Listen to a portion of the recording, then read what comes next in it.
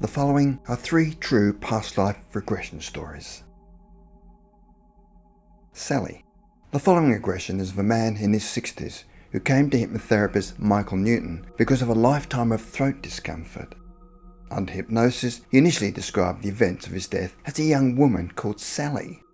The scene opens on the American Southern Plains, right after an arrow has struck Sally in the neck at close range after an attack by Kiowa Indians on a wagon train in 1866. The Kiowa Apache Indians were a small group of Apachean-speaking people who ranged the area of present southwestern Oklahoma and the panhandle of Texas during the 19th century. As Sally, he describes being in great pain from the arrow, where the point of the arrow has torn her throat, and says she's now dying. Sally's describing her ordeal in a whisper while at the same time holding her throat. She says she's choking and blood is pouring down. She said she is dying. Her husband Will is holding her and the pain is terrible. She says, "I'm getting out now, it's over anyway." She's now feeling a force of some kind pushing her out of her body, and she is ejecting out the top of her head. She appears to be doing this action herself. It's like a pinpoint of light radiating from her energy. She now has a sort of transparent white soul. She's growing a little and moves around. She feels like a wispy string hanging. It's like shedding your skin or peeling a banana, and she loses her body in one swoosh. It was wonderful to feel so free with no pain, but is now disoriented. She said she didn't expect to die and is feeling sad.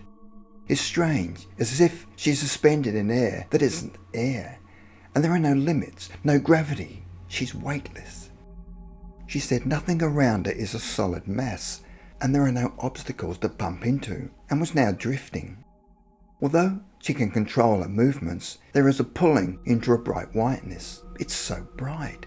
It was brighter away from her, but a little darker, white-grey in the direction of her body, and starts to cry, saying, "Oh, my poor body, I'm not ready to leave yet." As this is being described, the patient pulls back in his chair, as if he's resisting something. She said that when she was free of her body, the pulling lessened and she felt a nudge drawing her away from her body. She said that she didn't want to go yet, but something wants her to go soon. It felt like a kind of magnetic force, but she wanted to stay a little longer. She starts to cry and is upset at what they'd done to her body, as there was blood all over her pretty dress. She said her husband Will is trying to hold her and still fight with their friends against the Kiowa. She can see that her husband isn't hurt as he holds her body and crying over her. There was nothing he could do for her, but he has not yet realized that. Although her body is now cold, his hands are around her face and he is kissing her. She's over her husband's head and trying to console him. She wants him to feel her love, and yet he has not lost her forever and he will see her again.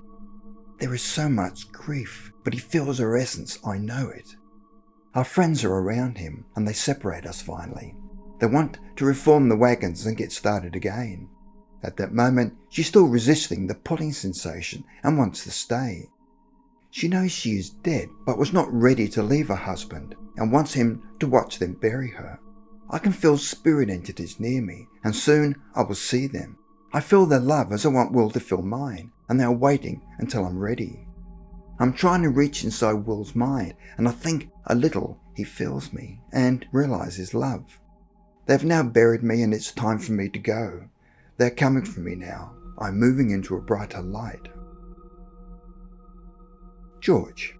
The following story was sent to Weirdwell by one of our viewers, who gives a fascinating insight in what appears to be a case of reincarnation involving himself and his son. Warren Clark was born in 1965 and his son was born in 1997. Warren had never thought much about reincarnation until after the birth of his second son. About the time his son was about 5 years of age, they were playing in the backyard when his son suddenly stopped and said, "Isn't the weather here warm and nicer here than in England?" Warren was surprised at what his son had just said and wondered what he was talking about. He said to him, "I'm sure it is, being that we live in Southern California." A few weeks later his son asked him, "Daddy, do you remember when we died in the war?" Warren did not know where his son had got the idea from because they'd never watched any war movies and he had no idea where this was coming from. As a side note, just before his son was born, Warren was having very vivid dreams of being in a foxhole with other soldiers dressed in World War II British uniforms when he was hit by a shell.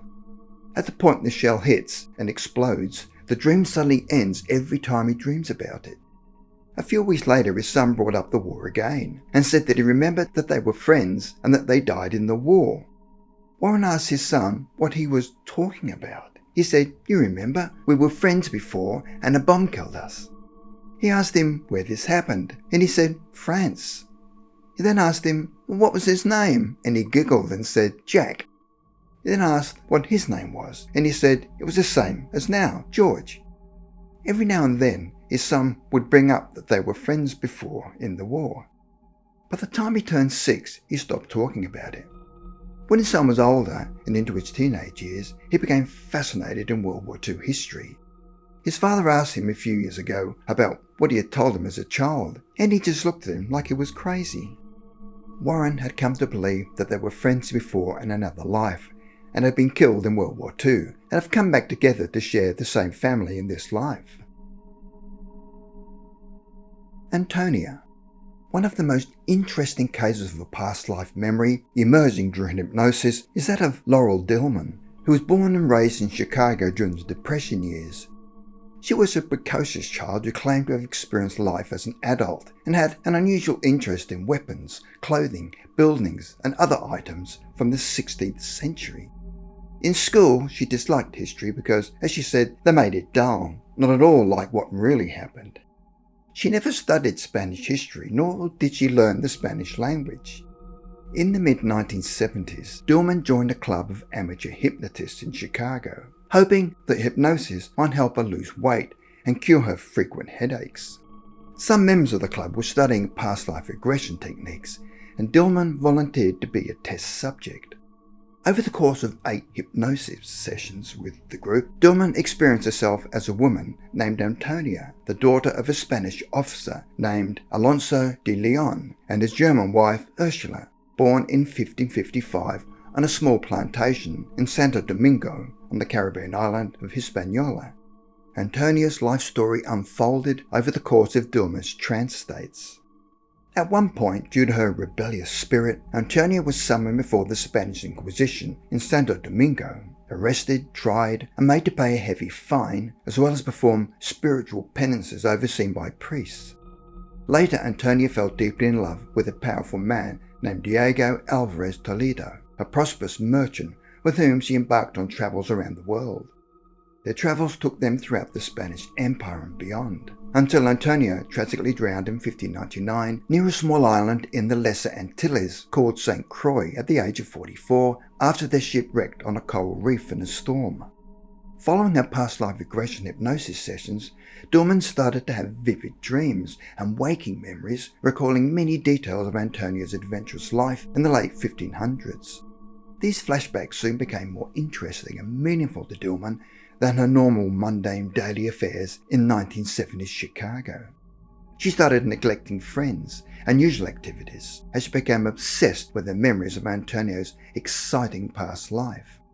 After about 3 years, Dillman realized she needed help and turned to Dr. Linza Tarazai, a psychologist who had been part of the original hypnosis group that conducted the past life regression sessions. Dr. Tarazai felt the best way to help Dillman was to firmly convince her that Antonia's alleged life story was pure fantasy conjured up by her imagination while hypnotized. Over the next 2 years, Dr. Tarazai conducted 36 additional past life regression hypnosis sessions with Dillman focused on Antonia's life story. Tape recordings of these sessions contained a wealth of extremely detailed historical information about living in Imperial Spain and the New World colonies during the 1500s from Antonia's perspective.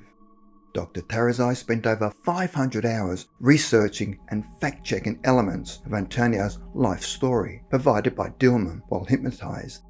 She consulted university historians who specialized in 16th century Spanish colonial history, traveled to Cuenca, Spain to examine municipal and Catholic Inquisition records in local archives, and scoured rare history books in academic libraries across the United States.